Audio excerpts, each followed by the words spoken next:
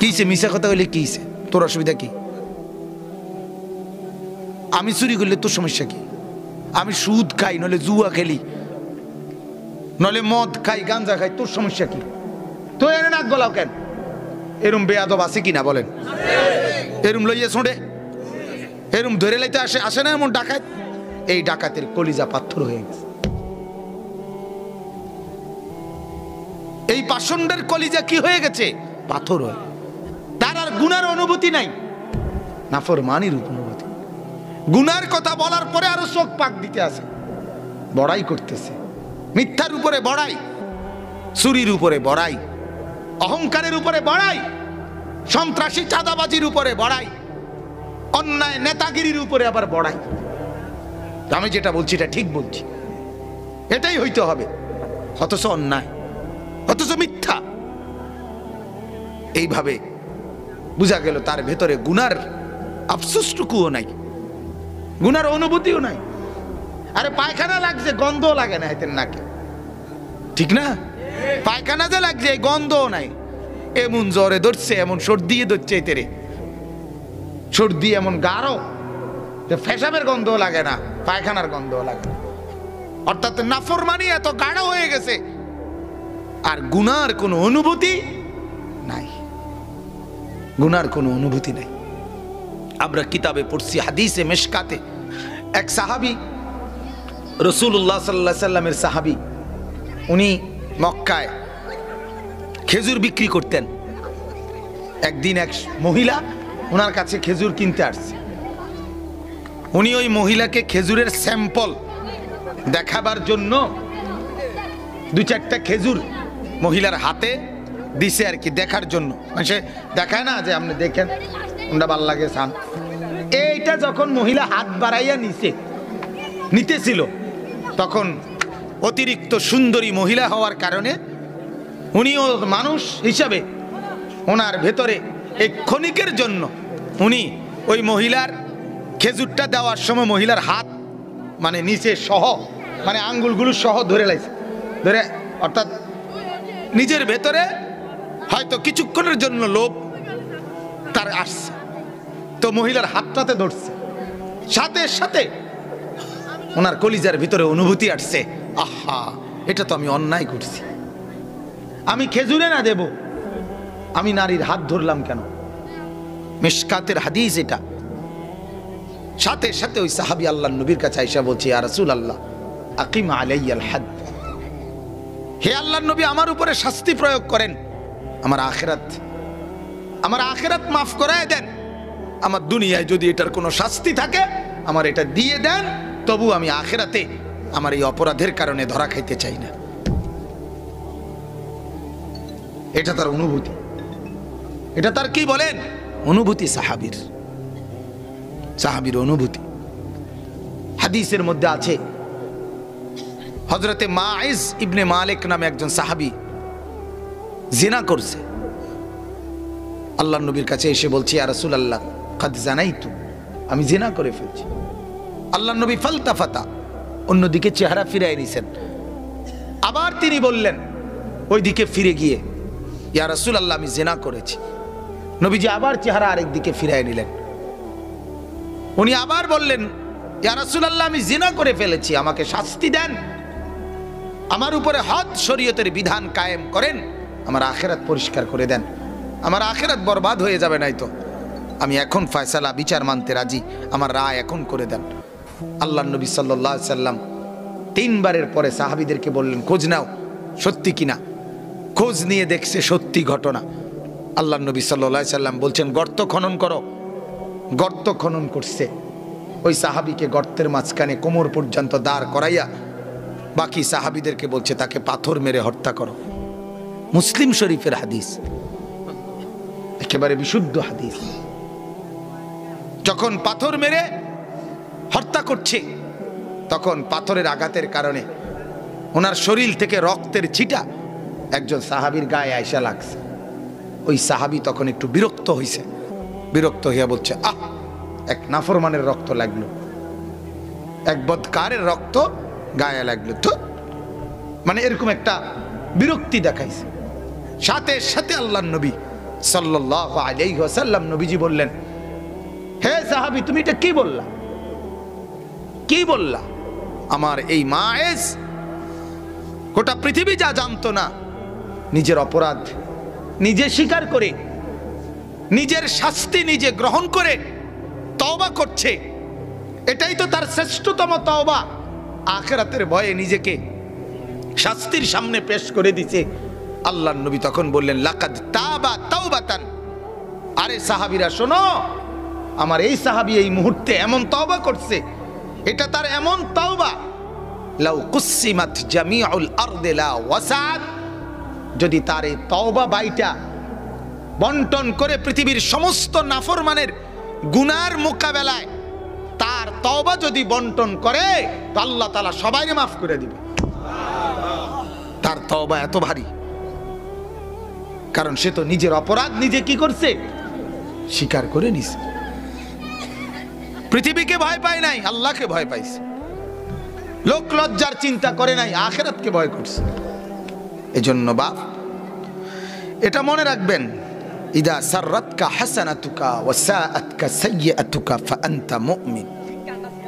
নেক কাজ করলে যখন দিলের মধ্যে ভালো লাগে, মনটা আজকে ভালো লাগছে ভাই, এক গরিবকে 10টা টাকা দিতে পারছি, আজকে মনটার মধ্যে একটু খুশি লাগছে ভাই, এক বিধবা নারীকে একটু সহযোগিতা করতে পারছি, এক অন্ধ মানুষকে, এক পথিককে উপকার করতে পারছি। মনে করেন এরকম একটা ভালো কাজ করে দিলের মধ্যে একটা কি লাগা? আনন্দ। আর গুনাহ করে মনটার মধ্যে কষ্ট লাগা, এটা হলো মুমিন। এর দূরও যার নাই, তার ঈমান বড় সন্দিহান, তার ভিতরে বড় সন্দিহানী অবস্থা, যে গুনাহ আর গুনাহই মনে হয় না। 30 বছর ধরে সুদই মনে হয় না। 50 বছর ধরে বিড়ি খাওয়া, এটা আর অপরাধী মনে হয় না। 30 বছর ধরে মা বেপর্দা, আহা, এই মা আর বেপর্দাটাকে কিছুই মনে করে না। আজ 20 বছর ধরে এই ঘরে রঙিন টেলিভিশন সবাই দেখছে, ঘরওয়ালাদের গা সহে গেছে, এটাকে আর গুনাহই মনে হচ্ছে না কারো কাছে। এটা মার কাছেও মনে হচ্ছে না, ছেলে নাতি কারো কাছে গুনাহই মনে হইতেছে না, একবার স্বাভাবিক। বাহ, মানে নুডলস খাইতে খাইতে টেলিভিশন দেখতেছে, চা খেতে খেতে নাচ দেখতেছে, নাস্তা করতে করতে বিস্কিট খাইতে খাইতে আয়েশি ভাবে সোফার মধ্যে ভাবে পাও দিয়া, একবারে ঠ্যাঙ্গের উপরে ঠ্যাং দিয়া আরামসে চা খাইতেছে আর টেলিভিশন দেখতে, মানে গুনাহকে উপভোগ করছে। কথা বুঝেন নাই? নাফরমানিটারে কি করতেছে? আহা, আনন্দ করছে। এই কলিজা কেমন কলিজা, এই দিল কেমন পাথর দিল, এই দিল কেমন অহংকারী দিল। বাতারুল হক, নবী বলছে আল্লাহ এবং তার রসুলের কোন হক বিধান, এটাই হচ্ছে অহংকারের প্রথম পরিচয়। সে মুতাকাব্বির, অহংকারী। আর আল্লাহর নবী বলেন, আলাইসা ফি জাহান্নামা মাসওয়াল লিল মুতাকাব্বিরিন। আল্লাহ বলে জাহান্নাম হলো অহংকারের ঠিকানা। আল্লাহ পাক হাদিসে কুদসিতে বলে, অহংকার আমার চাদর, আল কিবরিয়াউ রিদাই, অহংকার আমার চাদর, আমার শরীরের অংশ, আমার চাদর এটা। যেই অহংকার করে আল্লাহ তাআলা বলে সে যেন আমার চাদর ধরে টান দেয়, আর আমার গায়ে হাত দেওয়ার কারণে কাসামতুহু, আমি তাকে খপ করে ধরে ফেলি, জাহান্নামে ফেলে দিই। দোস্ত,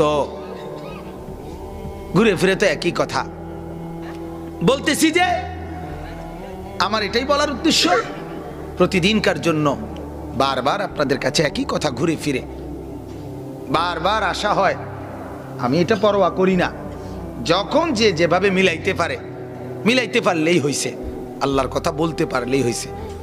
পরিচিত লোক বারবার বলা, কিন্তু বারবার বলার একটাই কথা, যে আমরা আমাদের নিজের জিন্দগির হিসাব করা, নিজের জীবনের হিসাব করা, প্রত্যেকে প্রত্যেকের দিলকে, ইস্তাফতি কালবাক। ভাইয়া এটা নবীর হাদিস, চাচা এটা আল্লাহর রসুলের হাদিস। নবী বলছে ইস্তাফতি কালবাক, হে উম্মত তোমার কলবকে তুমি ফতুয়া জিজ্ঞেস করো, তোমার দিলকে তুমি বলো, দিলকে প্রশ্ন করো চোখটা বন্ধ করে। এই মুহূর্তে মরলে তোমার আমল নামা, তোমার জিন্দগির পুঁজি যা, এতে জান্নাতে যাবা না জাহান্নামে যাইতে পারো, কোথায় যাবা এটা এখন ভাবো, এখন ভাবো, এখন ভাবো। ইব্রাহিম ইবনে আদহাম এক বড় বুজুর্গ ছিলেন, যিনি বলখের বাদশাহী ছেড়ে দিয়েছেন, রাজত্ব ছেড়ে দিয়ে জঙ্গলে চলে গেছেন। ওনারে জিজ্ঞাসা করছিল, ইব্রাহিম ইবনে আদহাম কেন রাজত্ব ছেড়ে দিলেন? বলছে, আমি শুনছি আল্লাহ তাআলা মায়ের পেটে থাকতেই এক ফেরেশতা দিয়ে লেখায় দিছে এই লোকটা সৌভাগ্যবান নাকি দুর্ভাগা। আমি তো জানি না আমি কি সৌভাগ্যবান না দুর্ভাগা, এই টেনশন আমারে অস্থির করে দিছে। 2 নাম্বার, ইব্রাহিম ইবনে আদহাম বলে, আমি দুনিয়াতে এসে শুনছি যে এই নেক আমলের বিনিময়ে এক দল জান্নাতি হবে, এক দল জাহান্নামী হবে। আমি তো জানি না আমি কোন দলে যাব, এই টেনশন আমারে অস্থির বানায় দিছে। আমি শুনছি কবরে গেলে মুনকার নাকির প্রশ্ন করবে 3টা প্রশ্ন, কেউ জবাব দিতে পারবে, কেউ জবাব দিতে পারবে না। আমি জবাব দিতে পারবো কিনা এই টেনশন আমারে অস্থির বানায় দিছে। কবরের চিন্তা আমারে আর রাজত্বে থাকতে দিল না রে, হাসরের ময়দানের চিন্তা আমারে আর বাদশাহী করতে দিল না। আমি আমার আখিরাত নিয়ে পেরেশান, আমি আমার পরকাল নিয়ে পেরেশান। এজন্য বাপ, আপনারা বারবার যারা বয়ান শুনতে আসছেন, আপনারা ভাগ্যবান, আপনারা ভালো মানুষ। যুবক, তোমরা ভালো মানুষ, বাবারা আপনারা ভালো মানুষ। এই জন্যই আপনাদেরকে আল্লাহ সুযোগ দিছে। আল্লাহ চায়, এটা বিশ্বাস করেন, যারে আল্লাহ কোরআন শোনার মজলিসে আনছে, আল্লাহ যেন চায়, বান্দা আমি তোরে জান্নাত দিতে চাই রে, এই জন্য না বয়াইলাম রে, তুই মিস করিস না। দেখ তোরে আমি ভালোবাসা আনছি রে, তুই আমার এই আবদার ফিরাই দিস না, আমার এই সুযোগ ফিরাই দিস না বান্দা। এজন্য বাপ, আসার পরে এই সুযোগ ফেলে দিয়েন। আল্লাহর কথা এইভাবে স্পষ্ট মাইকের হরণে, এইভাবে 10টা মাইক লাগানো অবস্থায় এত এত উচ্চ আওয়াজে আল্লাহর কথা কানে পৌঁছবার পর এত বড় আওয়াজ মালিকের, এই আওয়াজ এভাবে প্রত্যাখ্যান করেন না, প্রত্যাখ্যান করেন। ভাবনা নিয়ে যান, কলিজার মধ্যে এই ফিকির নিয়ে যান। কেন চলবে আপনার ঘরে টেলিভিশন? কেন থাকবে আপনার ঘরে বেনামাজি সন্তান? কেন থাকবে আপনার ঘরে বেপর্দা স্ত্রী? কেন থাকবে আপনার ঘরে বেপর্দা মেয়ে? এই ফিকির নিয়ে উঠেন। আল্লাহর কসম, একটা ফিকির নিয়ে উঠলে, কলিজার মধ্যে ব্যথা নিয়ে উঠলে, আল্লাহ আপনার জন্য কোনো না কোনো সুরত বাইর করে দিবে। বেপরোয়া ভাইবেন না নিজেদেরকে, আমি কি তা করুম, আমার আর কি করার আছে, আমি আর কি করতে পারবো, আমি কইলে কি লাভ হইব। আপনি আগেই তো সমস্ত নেগেটিভ চিন্তা করে ফেললেন, কথা বোঝেন। এবারে আপনি তো ফয়সালা নিয়ে নিলেন, আপনার দিয়ে আর কিছু হইতো না। এই ফয়সালাটা করার অধিকার আপনারে কে দিল? আল্লাহ তাআলা কুরআনুল কারীমের মধ্যে বলছে, যে কাফের, যে বেঈমান, সে আমার রহমত থেকে নিরাশ হয়। এটা কোরআনের আয়াত। ওয়া মান ইয়াকনাতু মির রাহমাতি রাব্বিহি ইল্লা দাল্লুন। আল্লাহ বলে, বান্দা তুই আগা বেটা, আমি 90 বছরের গুনাহ একত্রে মাফ করে দেবো, তুই আবি না। কথা বোঝেন নাই? আমি থাকতে তোর অসুবিধা কে? আমি গোটা জগৎকে বলবো না, আমি একাই তোকে মাফ করে দেবো। গাফারতু লাকা ওয়ালা উবালি, আরে কোনো পরোয়া নাই আমার, আমি মাফ করে দেব। আসমান ছুঁয়ে গেলে গুনাহ, লাউ বালাগাত যুনুবুকা আনানাস সামা, তোর গুনাহ যদি বান্দা আকাশ ছুঁয়ে যায়, আকাশ। হাদিসে কুদসি আল্লাহ বলে, সুম্মাস্তাগফারতানি, বান্দা আমার কাছে আসিস, চোখের পানি ফেলে দিস, আমারে বলিস একবার, আমি সব মাফ করে দেব। তাহলে আপনি নিরাশ হন কেন? আপনি নিরাশ হবেন কেন? এ কি জানতেন মালিক? এই মালিক কি সাধারণ কোনো মালিক? যে ফিরাই দিবে, আর একবার ফিরাই দিলে আর বলা যাবে না, 10 বার ফিরাই দিলে আর বলা যাবে না। না না না না, বুজুর্গানে দিনদের কথা আমরা শুনছি, বহু আল্লাহর ওলি বুজুর্গরা বলতো, ফার্সিতে আমার শের মনে নাই, এই কথার বাংলা অর্থ হলো এই, আল্লাহর ওলিরা দুয়ার মধ্যে বলতো, আল্লাহ আমি বান্দা, তুমি মাওলা, রহমতের দরজা তোমার, আর আমি বান্দার দায়িত্ব তোমার দরজায় খটখট করা, খুলবা না না খুলবা সেটা তো তোমার ইচ্ছা, তোমার ইখতিয়ারের উপরে আমার তো কোনো অধিকার নাই, কিন্তু আমার স্বাধীনতার উপরে আমার তো ইখতিয়ার আছে, মানে আমার ক্ষমতার উপরে তো আমার অধিকার আছে, কাজে দরজা খটখটাইতে আমার তো কোনো বাধা নাই, কাজে আমি খটখট করতেই থাকবো, তোমার যেদিন মন কয় সেদিন খুললো, তুমি খটখটানো আমার দায়িত্ব, তোমার রহমতের দুয়ার খোলা তোমার দায়িত্ব, আমার খটখটানি আমি দিতেই থাকি, আমার দস্তখত আমি করতেই থাকি, আমার আহাজারি আমি করতেই থাকি, তোমার যেদিন ভাল লাগে তুমি মাফ কইরো, কারণ আমি তো জানি মাওলা 100 যদি খটখট করার পরেও ওই দুয়ার তুমি না খোলো, আমার তো আর বিকল্প দুয়ারও নাই যে আমি ওইখানে গিয়ে দাঁড়াবো, কাজে আমি খুললো এই দুয়ার না খুললো এই দুয়ার। কি বলেন? মালিকের দুয়ার ছাড়া আমার আর কোনো দুয়ার আছে? ওয়ালা ইয়াগফিরুদ যুনুবা ইল্লা আনতা, এটা কোথায় পড়ি আমরা বলেন? কোথায়? দোয়ায়ে মাসুরাতে আমরা এটা পড়ি না? হ্যাঁ, আল্লাহুম্মা ইন্নী যালামতু নাফসি যুলমান কাসীরা, আল্লাহ আমি অনেক বড় গুনাহগার, গুনাহ আমার অনেক বেশি মাওলা, অনেক বেশি, কিন্তু মাওলা আমি এটাও জানি আপনি ছাড়া আমার মাফ করার কেউ নাই, বেশি হলেও আপনি মাফ করবেন, কম হলেও আপনি মাফ করবেন, ওয়ালা ইয়াগফিরুয যুনুবা ইল্লা আনতা, আপনি ছাড়া মাফ করার কেউ নাই মাওলা, ফাগফিরলি মাগফিরাতাম মিন ইনদিক, তাইলে আপনি মাওলা আমাকে আমার সমস্ত গুনাহ মাফ করে দেন, ওয়ারহামনি, আপনি একটু রহম দয়া আমাকে করেন। সুবহানাল্লাহ। হযরতে নূহ আলাইহিস সালাম, আল্লাহর নবী নূহ ওনার কওমকে ডাক দিয়ে বলেছিলেন, আনি ইবুদুল্লাহ ওয়াত্তাকুহু ওয়া আতিউন, ও আমার কওম আল্লাহর বন্দেগী করো, আল্লাহকে ভয় করো, আর আমার কথাগুলো মেনে নাও, ইয়াগফির লাকুম মিন যুনুবিকুম, আল্লাহ তাইলে তোমাদের গুনাহ মাফ করে দিবেন। আল্লাহর নবীকে বলছেন, বন্ধু আপনি বন্ধু বলে দেন, ফাত্তাবিউনি ইউহিব্বুকুমুল্লাহ ওয়া ইয়াগফির লাকুম যুনুবাকুম, আল্লাহ বলে বন্ধু আপনি বলে দেন, ও দুনিয়ার মানুষ আমি মুহাম্মদের নীতি, আমি মুহাম্মদের সুন্নাতগুলো মেনে নাও, অনুসরণ করো, তাইলে আল্লাহ তোমাকে ভালোবাসবেন এবং তোমার জিন্দেগির গুনাহগুলো মাফ করে দিবেন। তাহলে কত জায়গায় কতভাবে আল্লাহ বলছে, আরেক আয়াতে বলছে, ও নবী গুনাহ করার পরে আমার বান্দারা যদি দৌড়াইয়া আপনার কাছে আসে, আপনার রওজার সামনেও আসে, আর চোখের পানি ফেলে আপনারে যদি আগে বলে, ও নবী আপনি কতদূর কন না আল্লাহরে, আল্লাহ জানে মাফ করে দেয়, আর আপনি যদি আমারে বলেন আমি ওয়াদা দিলাম আপনি বলতে দেরি আমি মাফ করতে দেরি করব না।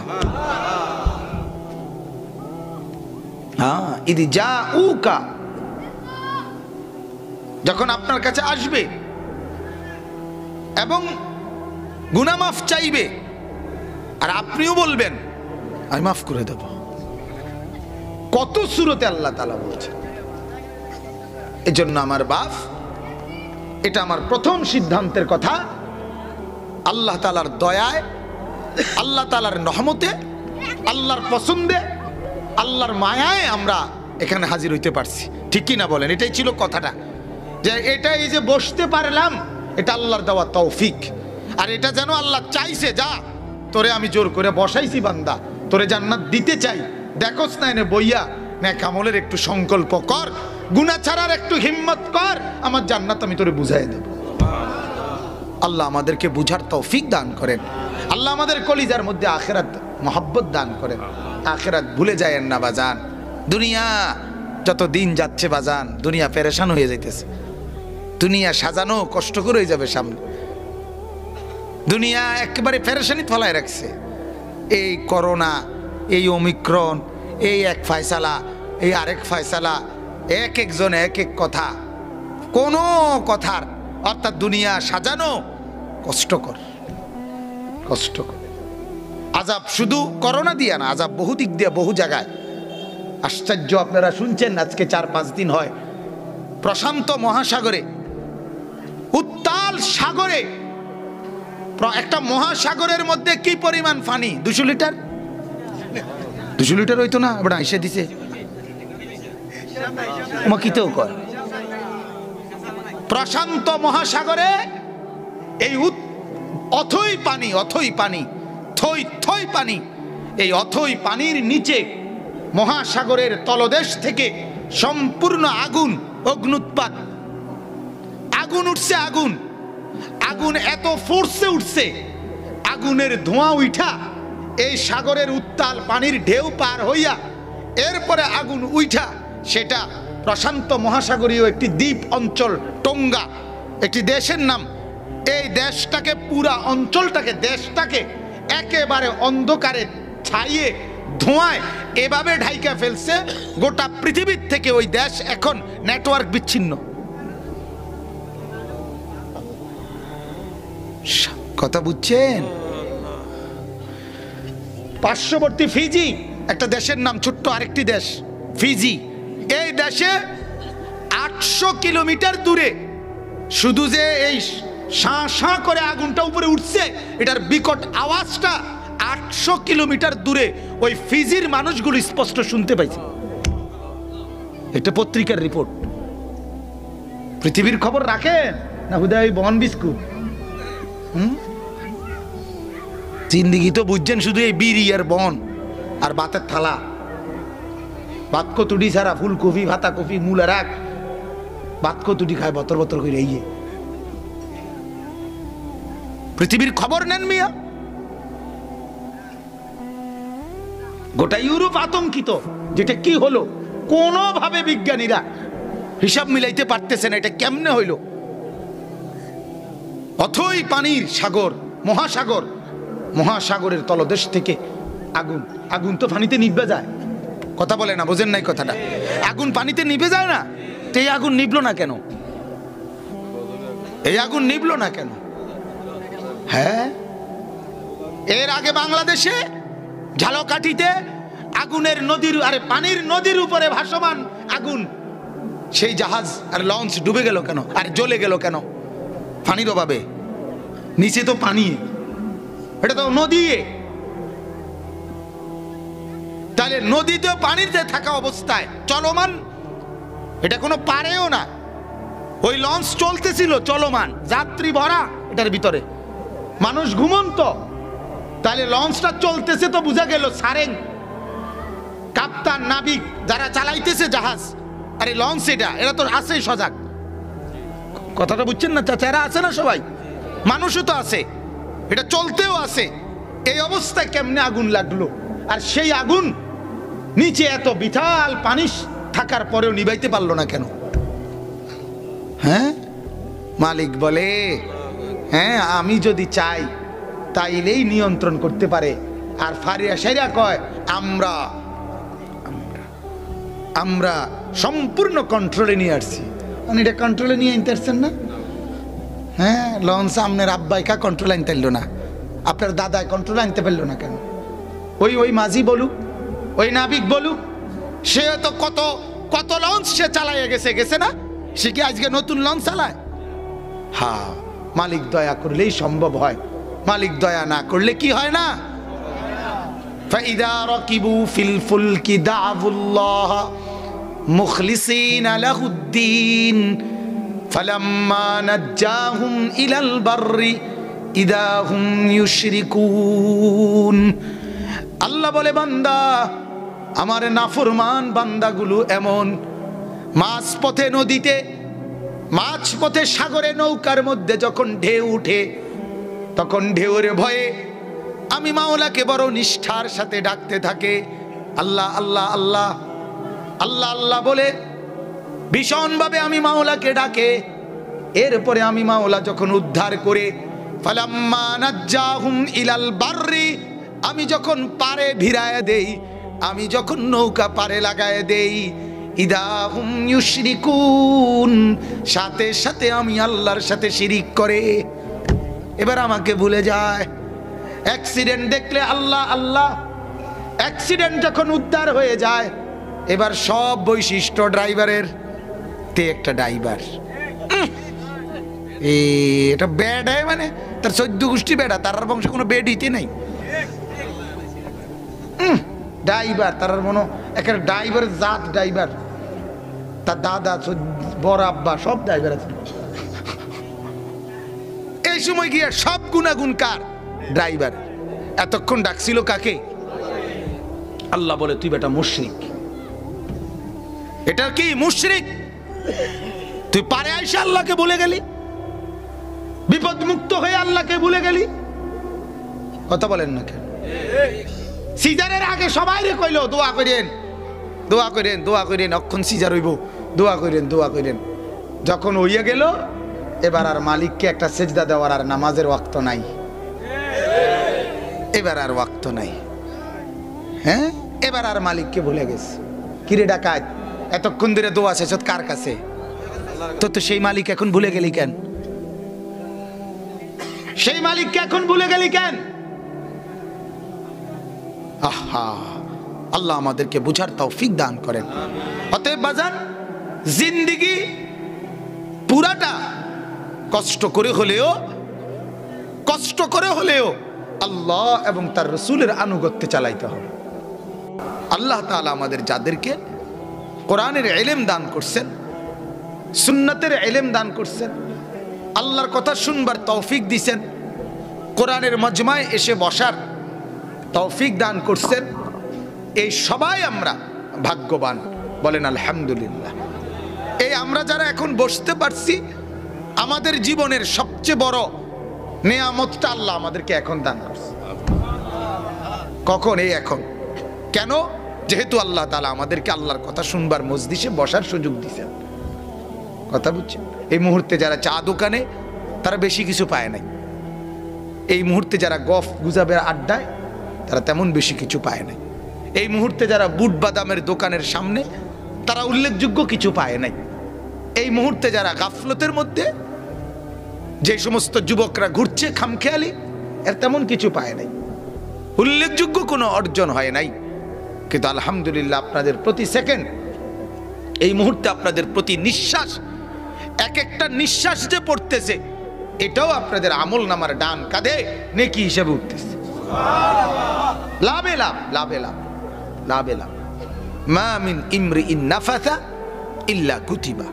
আল্লাহর নবী সাল্লাল্লাহু আলাইহি ওয়াসাল্লাম বলেন, মানুষ যেই নিঃশ্বাসটাই ফেলে, সেটাই তার আমল নামার মধ্যে লেখা হয়। ইম্মা ফি তাআতিন ওয়া ইম্মা ফি মাসিয়াতিন। কোন নিঃশ্বাস নেকি হিসাবে লেখা হয়, কোন নিঃশ্বাস গুনাহ হিসাবে লেখা হয়। প্রতিটা নিঃশ্বাসের হিসাব আপনি আপনার হায়াতে 30 বছর হোক আর 60 বছর হায়াত হোক, আপনি মোট কতটা নিঃশ্বাস ফেলছেন, এটা আপনার আমল নামার মধ্যে হিসাব পাবেন, যে আপনার নিঃশ্বাস মোট এতটা পড়ছে। আর আল্লাহ তাআলা প্রত্যেকটা নিঃশ্বাসের ব্যাপারে পৃথক পৃথক জিজ্ঞাসা করবেন, বান্দা এটা আমার নিয়ামত, আমার এই নিয়ামতের কি হক আদায় করছো এটা বলো। এই নিঃশ্বাসটা দিয়ে কি করছো, এটা দিয়ে কি করছো, এটা দিয়ে কি করছো। নিঃশ্বাসে নিঃশ্বাসে হিসাব দিতে হবে, মিনিটে মিনিটে হিসাব দিতে হবে, সেকেন্ডের সেকেন্ডের হিসাব দিতে হবে, মুহূর্তের মুহূর্তের হিসাব দিতে হবে, পলক পলক হিসাব দিতে হবে, চোখের প্রতি পলকের হিসাব দিতে হবে, আঙ্গুলের প্রতিটা উঠানো নামানোর হিসাব দিতে হবে, পায়ের প্রতিটা কদমের হিসাব দিতে হবে, প্রতিটা কানের শব্দ যা ঢুকছে হিসাব দিতে হবে। ইন্নাস সামআ ওয়াল বাসারা ওয়াল ফুআদা কুল্লু উলাইকা কানা আনহু মাসউলা। আল্লাহ তাআলা বলেন, তোমার কান, তোমার চোখ, তোমার অন্তর, এই তিনটাই আমি আল্লাহ তাআলার প্রশ্নের মুখোমুখি হবে। তোমার কানকে জবাব দিতে হবে, হে কান, তোমার মধ্যে যত আওয়াজ ঢুকছিল এগুলোর হিসাব দাও। হে চোখ, এই চাহনি দিয়ে তোমাকে দিয়ে যত কিছু দেখছিল পরে এগুলোর হিসাব দিতে বলো। হে দিল, কলব, ফুআদ, অন্তর, এই কলবে যত ভাবনা ভাবছিল সেগুলোর হিসাব দিতে বলো। অন্তরের ভাবনাগুলো দোস্ত, বিষয়টা অনেক সাংঘাতিক। কারণ আমাদের মুখের কথা যত পরিমাণ, আমাদের দিলের ভাবনা তার চাইতে কোটি গুণ বেশি। বেশি কি না বলেন না? বুঝেন নাই কথাটা? আমরা মুখে বলি আর কি, যাই কদ্দুর কথা না বলি, কিন্তু আমাদের দিলের মধ্যে কত প্ল্যান প্রোগ্রাম, কত কথাবার্তা, কত চিন্তা চেতনা, কল্পনা, আশা আকাঙ্ক্ষা, ভালো মন্দ, এটা দিলের মধ্যে ঘুরপাক খায়। এগুলো সবগুলো হিসাব দিতে হবে, এগুলোর হিসাব দিতে হবে। ইয়াউমা তুবলাস সারাইর, আল্লাহ কোরআনে বলেন হাসরের দিন তোমার গোপন যেই বিষয়গুলো, অন্তরের ভেতরে রাখা বিষয়গুলো, এগুলো তোমার সামনে হাসরের দিন আমলনামার মধ্যে একদম খুলে দেওয়া হবে। এগুলো তুমি আমলনামার মধ্যে লেখা পাবে, বুঝছেন না? ওয়া হুসিলা মা ফিস সুদূর, আল্লাহ কোরআনে বলেন তোমার অন্তরে যা কিছু ছিল সব কিছু তুমি কিয়ামতের দিন তুমি স্পষ্ট সামনে দেখতে পাবে। তার মানে তোমার ভেতরের কলিজার এন্ডোস্কোপি, কলিজার আল্ট্রাকোফি তুমি পাইবে। এটার ভিতরে কিটা আছে, এটার ভেতরের কল্পনাগুলো সব আসবে। এজন্য আমরা প্রত্যেকেই আলহামদুলিল্লাহ ফিকির করবেন। নেকের অনুভূতি থাকলে ভালো, অর্থাৎ আমার যে এখন নেকি হইতেছে এটা যদি দিলের মধ্যে থাকে তখন দিলের মধ্যে ভালো লাগে। ভালো লাগে না? এটা একটা বড় বিষয়, খুশি লাগতে হবে। হাদিসের মধ্যে আছে আল্লাহর নবী সাল্লাল্লাহু আলাইহি ওয়াসাল্লাম বলেন, ইদা সাররাতকা হাসানাতুকা ওয়া সাআতকা সাইয়্যাতুকা ফাআনতা মুমিন। নবীজি বলেন, যদি তোমার নেক কাজ তোমাকে খুশি করে, ভাল লাগে, তোমার গুনার কাজ যদি তোমার কাছে কষ্ট লাগে, আহা কি করলাম, কাজটা ঠিক হলো, লোকটাকে এত বড় শক্ত কথাটা কেন বললাম, আসলে এই মিথ্যে কথাটা কেন বললাম, আহা জামাতটা কেন পাইলাম না, নামাজটা ছুটে গেল। আমি আপনার এখন অনেক দ্রুত জামাত ধরার জন্য ওই আপনার ভিরাল্লার এদিকে, মানে দুজন আমি আর ড্রাইভার বসে বসে বলতেছি যে গাড়ি যে জামাতটা পাইবো না মনে হয়, তা আবার কই তাহলে আরেকজন মুসল্লি খুঁজি, নিজেরা জামাত করবো। এই বলতে সময় গাড়ি ফুল ফোর্সে চালাইতেছে, তখনই পাশে তাকাইছি আরে দেখি মসজিদে জামাত চলতেছে, এই বিরাল্লা রাস্তার পাশে মসজিদ। তা আমি ড্রাইভারের করলাম জামাত জামাত চলে চলে চলে, কইতে কইতে গাড়ি তো ফুল ফুটছে, এত জোরে হ্যান্ড ব্রেক করছে, ব্রেক করে আবার গাড়ি ব্যাক দিয়া ফেরত দিয়া পিছের দিকে আইসা আলহামদুলিল্লাহ জামাত ধরছে। মালিক দয়া করছে, আল্লাহ তাআলা রহম করছে।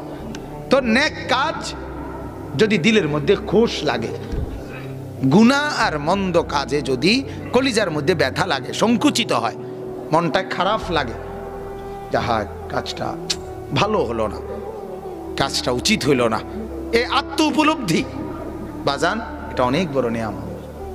আল্লাহ নবী তখন বলে ফাআনতা মুমিন, তাহলে তুমি এখনো মুমিন, এখনো ঈমান আছে। যেদিন দেখবা গুনাহ আর তোমার মধ্যে কোনো আসর করে না,